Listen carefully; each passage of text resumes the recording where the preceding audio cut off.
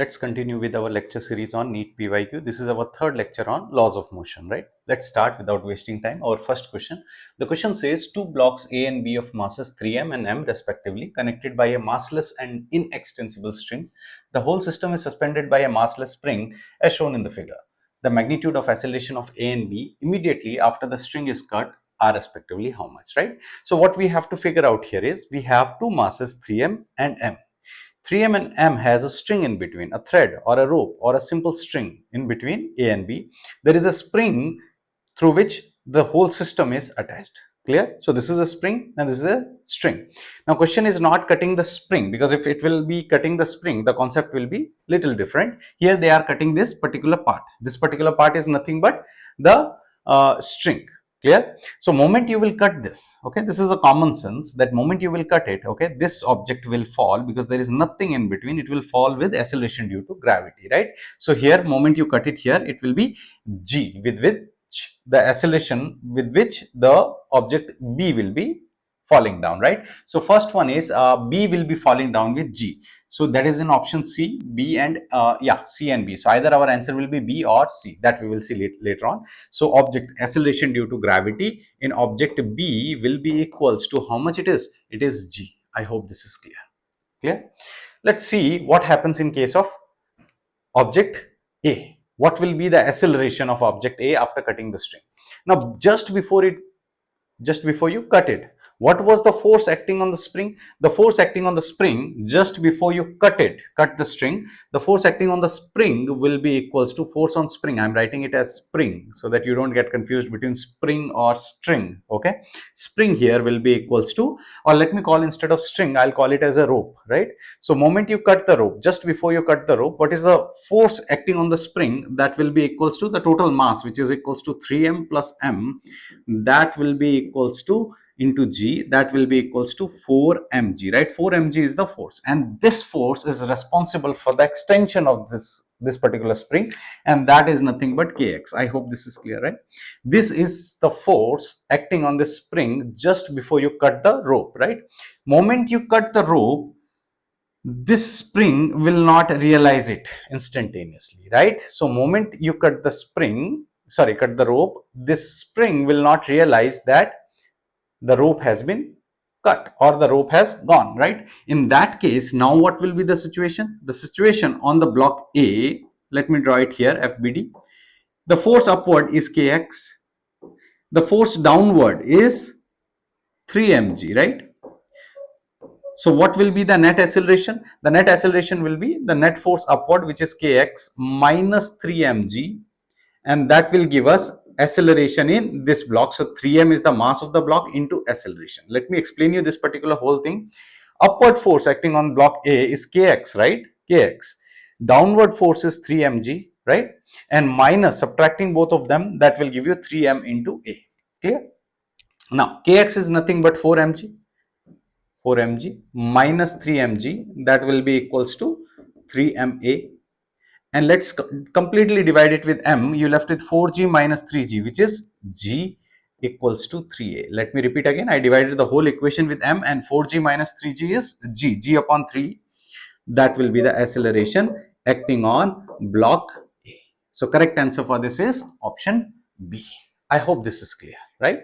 So here this you have to be very careful, and very crucial part to understand over here is moment you cut the rope, the spring will realize it very late that something has been gone, and still the force acting on it will be kxr, which is 4 mg, okay? It will realize it later. We will see what happens if you cut the spring, right, later on. So let's move to the next question. Great. We have another problem. The problem says three blocks A, B and C. This is our block A, block B and block C. Each of mass 4 kg. Let me write here 4 kg, B of 2 kg and C of 1 kg respectively are in contact on a frictionless surface. The surface here is frictionless. If a force of 14 Newton is applied on 4 kg block, so here it is 14 Newton which is applied on the right hand side, okay, then the contact force between A and B you have to figure out. So contact force between A and B, that will be action reaction pair over here, that you have to figure out, right? To figure out that, let's first find what is the common acceleration, because when 3 blocks are attached like this, they will have a common acceleration, and the common acceleration will be the net force acting on the system upon the total mass of the system.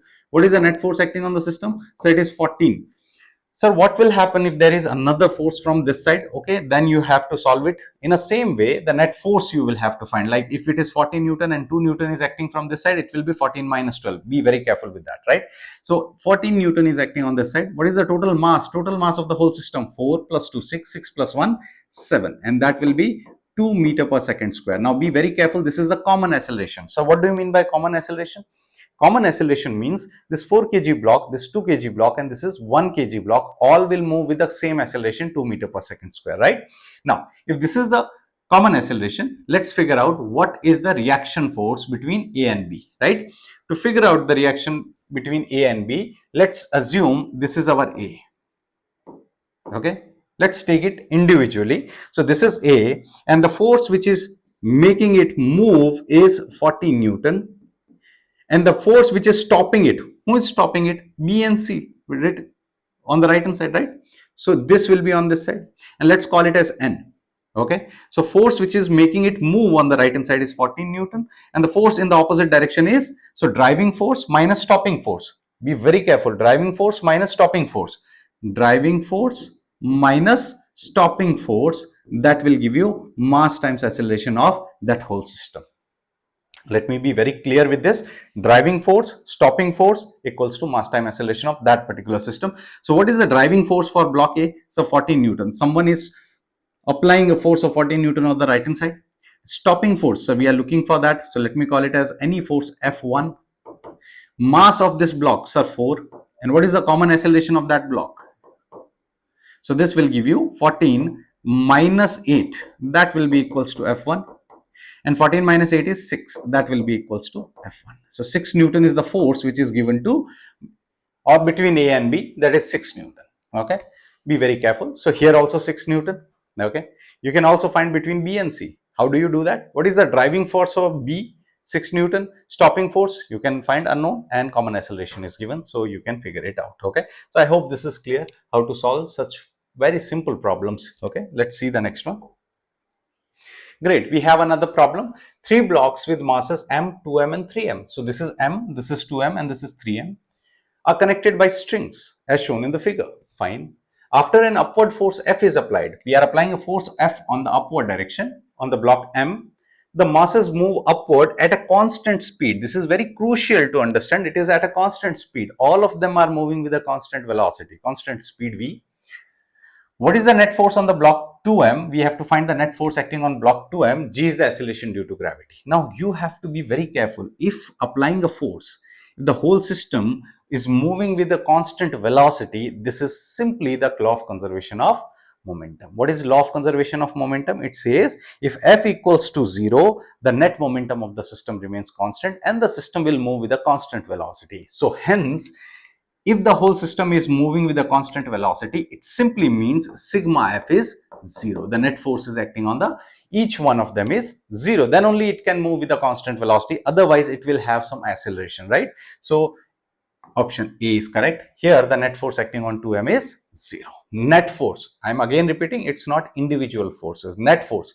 There will be some force due to this on the upward direction. There will be some force due to this on the downward direction, and they both cancel out and gives you 0 force. That's why the resultant velocity is 0. Acceleration is 0. Clear? Let me come back to this. Okay. Next problem says a person of mass 60 kg. So mass of the person is 60 kg. Great. Is inside a lift of mass. Mass of the lift is 940 kg. Great. Okay. And presses the button on control panel. Fine. So let's suppose I am having a mass of 60 kg and I entered a lift, and this lift has a mass of 940 kg. I entered the lift and there is a control panel. The panel where you click the different switches, right? The lift starts moving upward with an acceleration of 1 meter per second square. This is the acceleration with which the lift is going up. Great. If g is the acceleration due to gravity, which is 10 meter per second square, question says the tension in the supporting cable will be how much. So let's imagine the situation. This is our lift, and let's say this is me. Okay, my mass and lift mass, both mass, the tension, the string which is tied to this lift, it has to pull it upward in direction, right? Okay, so this is tension T. Weight of me as well as lift is downward. Clear? So tension T upward minus the total weight m plus m into g, and that gives us the acceleration of the whole system. The lift starts moving with an acceleration of 1 meter per second square. So m plus m into a. Clear? Sir, why you are doing m plus m? Because me and the lift, the total mass will be accelerated upward in direction, right? This is the total weight. So tension we have to find minus, what is m? So m here is 60 and capital M is 940. So let me just substitute here 60 plus 940. G is 10. What is small m? Again 60 plus 940. And what is the acceleration with which it is taking us up? So it is taking us up with acceleration 1. Let's simplify it. So it will be 60 plus 940, that is 1000. Clear it is? I hope this is clear. Into 100, that's 10,000. Sorry, into 10 is 10,000, and that will give you 1000 here, right? Let's take it that side. So tension in the cable will be equals to 11,000. I hope this is clear. 10,000 plus 1000 is 11,000 newtons, and that's option B. I hope you are clear with this concept of lift. Let's see the next question. Great. Again, a lift problem. The mass of a lift is 2000 kgs. So mass of the lift is 2000 kgs. When the tension in the supporting cable is, so tension here in the supporting cable is 28,000 Newton. Great. Then its acceleration is how much? Simple, straightforward. Again, repeating the same concept. This is a lift, let's say. The tension is upward in direction. The weight is downward in direction. And tension minus weight will give you the resultant force, and that will give you mass times acceleration of this lift. Correct? Let's move ahead. Tension is given how much? 28,000. What is the weight? So what's the mass? So mass of this whole lift is 2000. So 2000 into acceleration due to gravity 10, I am assuming, equals to 2000 into acceleration A of the lift. So this will give you 28,000 minus 20,000 equals to 2000 into A. Correct? Now this will give us 8,000 whole divided by, taking this 2000 on the left hand side, 2000 equals to A, and that will give us how much? It will give you 4 meter per second square. That's our acceleration. And in which direction? Obviously it will be up. Sir, why it will be up? Because the tension is higher than the weight. If the weight is higher, it will go down, right? So here it will be 4 meter per second square. That's option B. I hope you understood this particular problem. Let's see the next question. Great. Let's see the next one. A man weighs, so the weight of the man or the mass here is given as 80 kg, right? Look at the units. So it is 80 kgs mass of the man.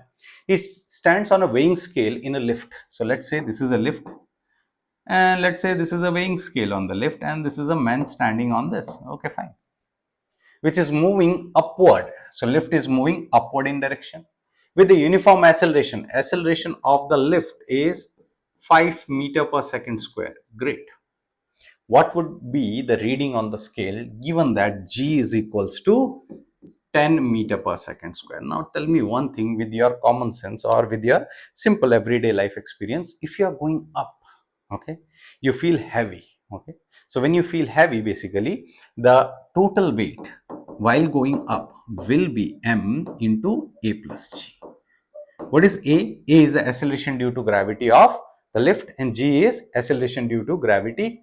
Okay, sorry, again I'm repeating. A is acceleration due to lift and g is acceleration due to gravity downward in direction. So what is the m?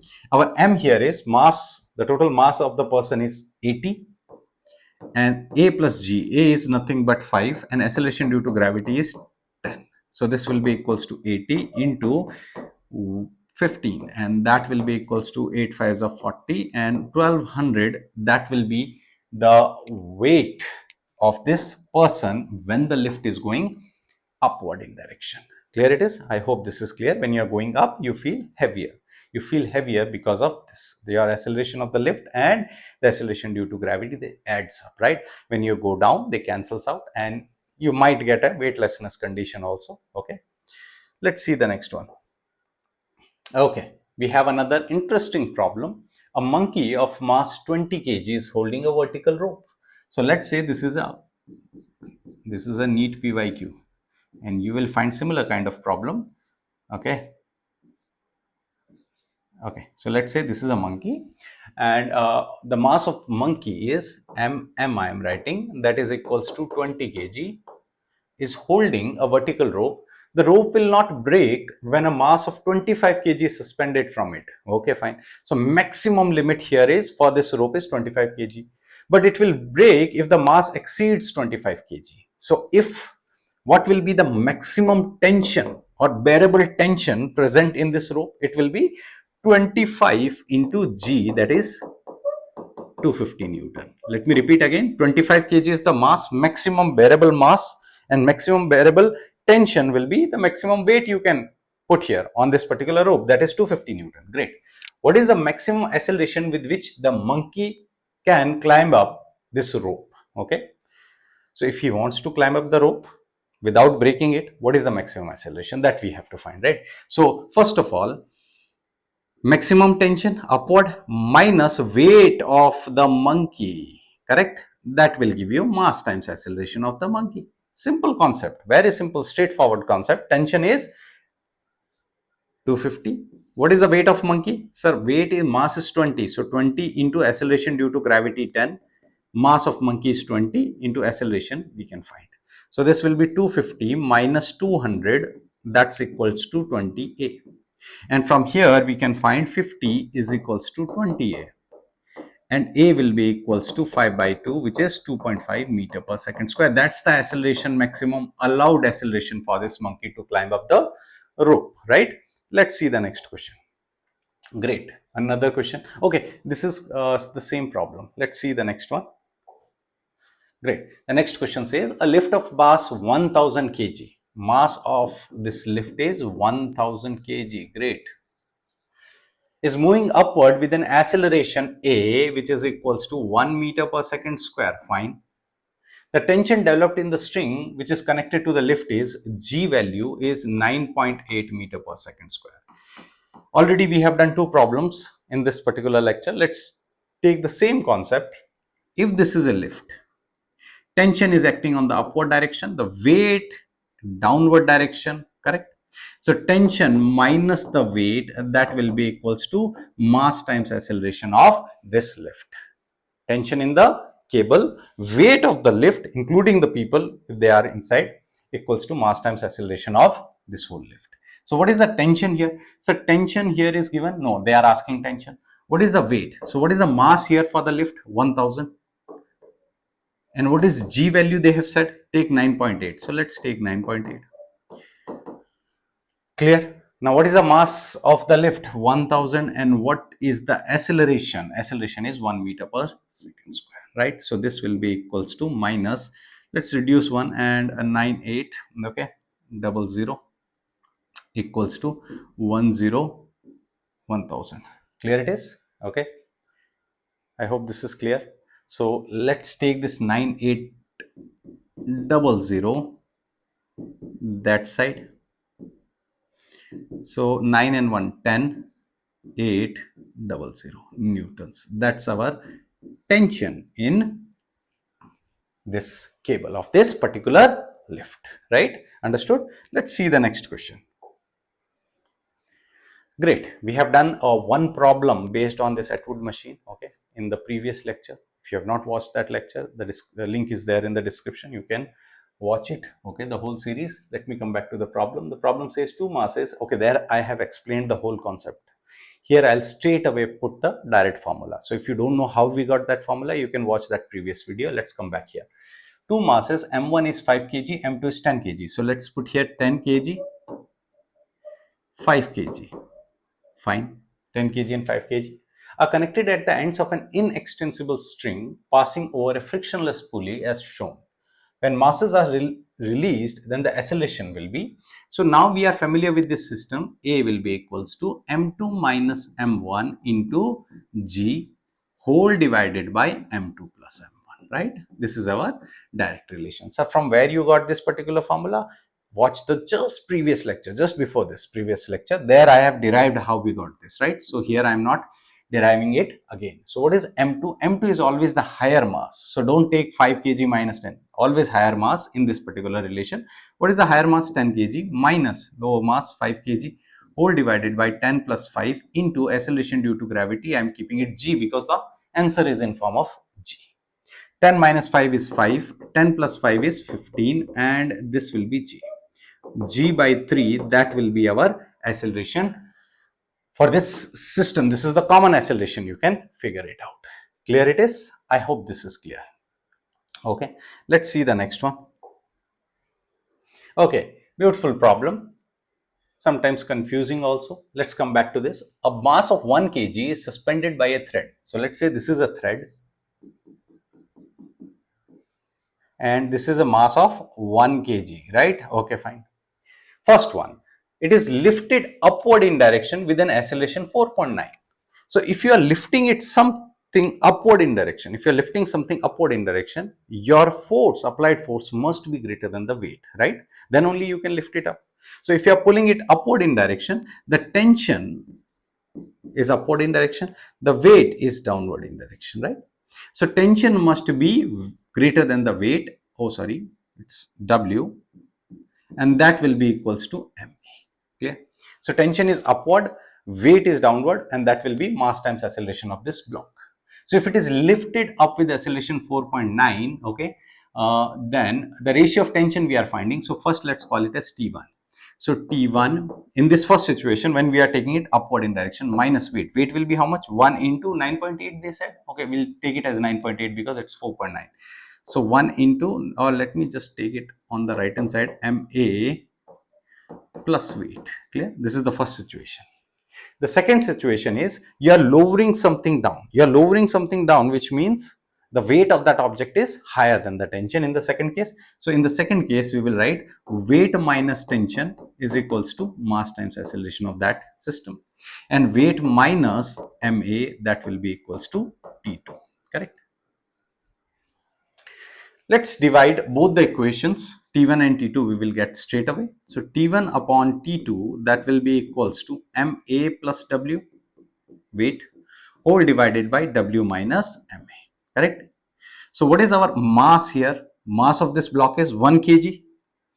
Acceleration in the first case 4.9. Okay, fine. Plus weight. Weight will be mg. M is how much? 1 and g is 9.8. Straight away I am writing 9.8. Let me repeat again. Weight is m into g. M is 1 and g is 9.8, right?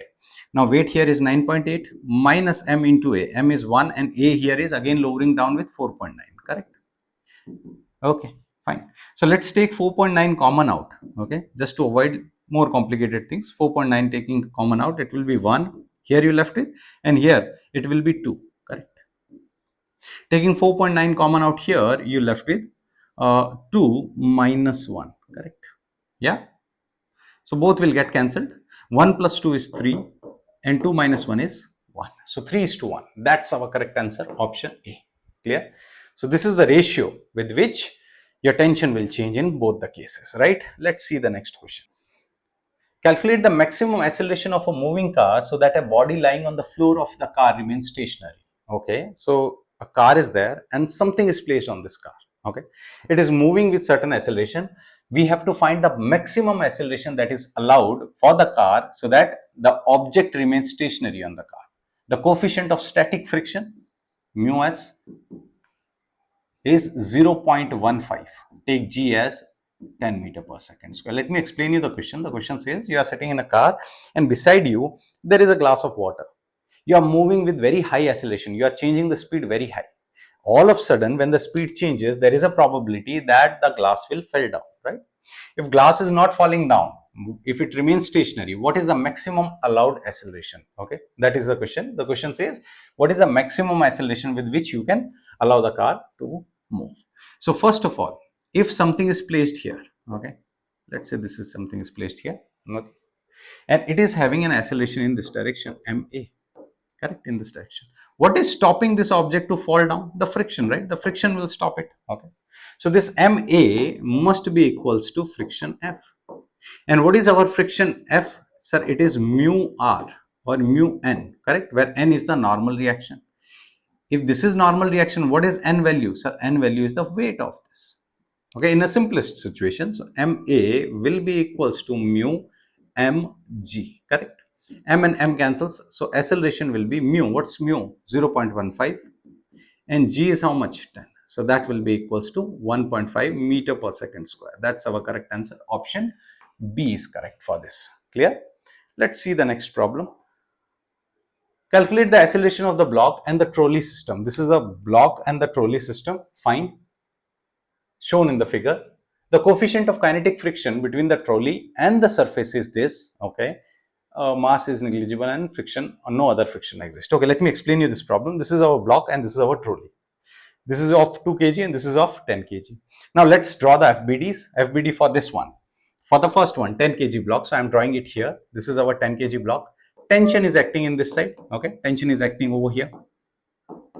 And same tension here, upward in direction, right? Okay. And since there is a friction here, a frictional force is acting in this direction, F. Okay, clear it is. So tension T minus frictional force will be equals to mass times acceleration of this trolley, correct? Okay. And if you draw the FBD for the second one, for this 2 kg block, tension is upward, weight is downward, correct? So this will be mg minus tension T, or let me call it as M1, let me call it as M2. Okay, so M2G minus tension T will be equals to M2A. I hope this is clear. Okay, clear it is. Now let's find, we have to find the acceleration, right? Calculate the acceleration of the block. So let's eliminate this tension T. So from here T will be equals to M1A plus F frictional force. Let's substitute it over here. So this will be M2G minus M1A minus frictional force equals to M2A, correct? Okay. I'll give you the direct formula also. Since it is first time, then we are including this frictional part, okay? If there is no friction, straight away we remember the previous question, A will be equals to M2 minus M1 upon M1 plus M2G, okay? In M2 minus M1, there we will add one more factor, that is mu M1, okay? That we will see within a minute. So here, taking this M1A on the other side, M2G, what is our frictional force? Our frictional force is mu N.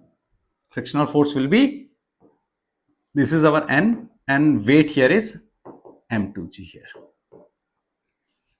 Correct? So this will be, or M1, which one we have taken as M2, and this M2 is our that one, this we have taken M1, right? So let me just rewrite it as M1G. So here it will be mu into M1G. Let me repeat it again, this step. Our frictional force F is mu N. N is what? M1G. M2A, and this M1A goes that side, it will be M1A, correct? Let's take A common out, and our A will be equals to how much? It will be M2 minus mu M1 G whole divided by M2 plus M1. If you remember the previous formula, there was no mu here, correct? M2 minus M1 G upon M2 plus M1. Now, because there is a friction between the trolley and the surface, there will be mu M1, right?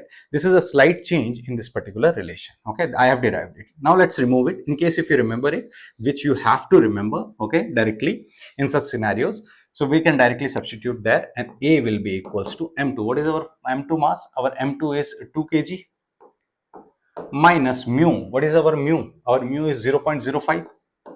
0.05 into M1. M1 is 10 into G. They have taken as 10 whole divided by M2 plus M1, which is 10 plus 2. Clear? So this will be equals to 2, and this will be minus 0.5 and into 10 whole divided by 12. Correct? Let's cancel out. 2 5s are 2 6. That will be 1.5 into 5 upon 6. Correct? Removing this point, you will get here 10. 3 5s are 3 2s are 5. This will give you how much? 5 by 4. That will be 1.5. 0.25 meter per second square. That's option A. I hope you are clear with this. Okay. So when you have such a scenario where you have friction, you have to remember this particular relation. Clear? If there is no friction and you have a simple pulley attached to two mass system, m2 minus m1 g upon m2 plus m1. Clear? Let's move to the last question of this lecture. Okay, great. Our last problem says a body of mass m is kept on a rough horizontal surface. So it's a rough and horizontal surface. This is a horizontal surface and it's rough, which means it has friction on it. Okay. Coefficient of friction is mu. The horizontal force is applied on the body. Let's assume that this is any body. Okay, and horizontal force is applied on it, so F will be in this direction. Okay, on the body, but it doesn't move. If it doesn't move, this force is must be equal to the frictional force, right? Or maybe less than the friction. That's the two conditions. Either the force is less than friction, or it is greater than friction, or it is equal to friction. Then only this object is moving. If the force is greater than friction, then it will move. Okay, the resultant force, the resultant of normal reaction, so normal reaction I am assuming in this direction n, and the frictional force acting on the body is given by F. Okay, so let me not write this as F, otherwise you will get confused. The problem here is they are saying the resultant of this N and F is capital F. Okay, what's the value of F? Okay, so let's take it as the resultant of normal and friction. Look at the normal, it is upward in direction and frictional force is here, so angle between them is 90 degree. If two vectors are inclined at 90 degree, the resultant is given by, let me remind you once again from vectors, if you have not seen vectors problems, lectures is there in description. Okay, the link is in the description, you can watch it. You'll straight away get a square plus b square. From where you got this, sir? A square plus b square plus 2ab cos theta. If theta is 90 degree, cos 90 becomes 0 and you left with this particular relation. So here the resultant is F, R is F as per the problem. A, the first vector is frictional force.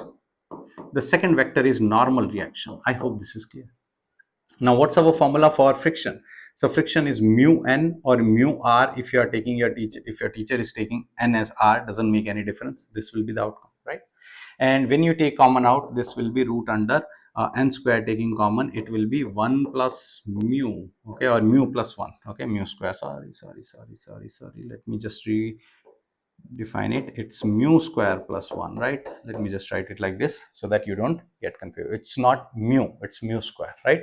Now if you take the root out, okay, so F will be equals to n times root under mu square plus 1. Okay, that will be, or your friction has to be, the force has to be, the resultant should be less than, because less than must be there. Okay, it should be less, then only it will not move. So let me just write it less than, because it's not moving as per the question. Okay, fine. And n is how much? N is nothing but the weight. N is upward, m weight is downward, so it is mg root under mu square plus 1. I hope this is clear. This is our force F, the resultant of frictional force and normal reaction. I hope you are understanding this. If you have any suggestions, you can put it in the comment box, and for other videos, link is in the description. Okay, we'll continue in next class.